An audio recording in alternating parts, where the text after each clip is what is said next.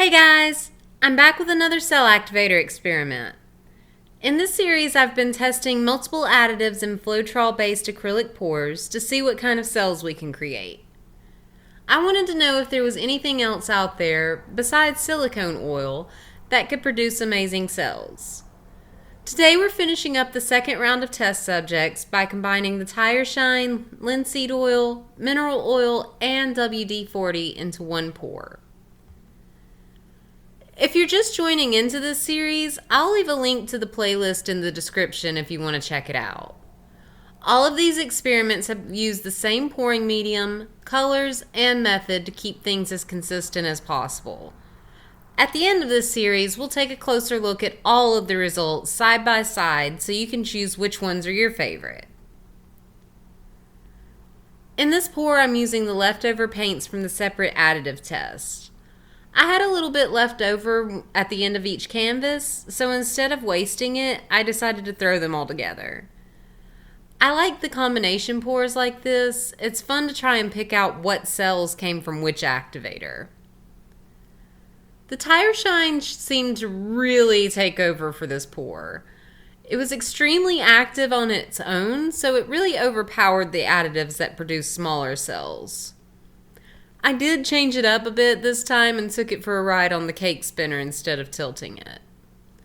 Like with the pour with just the tire shine, it was highly active and did a lot of pushing on the paint. The color stayed very vibrant, unlike the linseed oil pour. And even though the tire shine cells really dominated this pour, I can still spot some of those broccoli cells from the WD-40. Check out the close-ups at the end to see if you can spot the different patterns that each additive creates. Okay guys, I'll leave you to enjoy the rest of the pour. I'm going to leave close-ups of the results for the tire shine, linseed oil, mineral oil, and the WD-40 at the very end of this video. Check out the variation of the cell structures between all of the additives. In the next video, we'll start on the next set of 4 additives. I have 3 different types of silicone and some Rain-X to test out for you next. If you haven't already, go ahead and click the subscribe button so you don't miss anything. If you have any questions about what we've covered so far, or if you have a recommendation for an additive you would like to see tested out, feel free to leave me a comment below. I really enjoy hearing from you guys. I'll see you next time. Bye!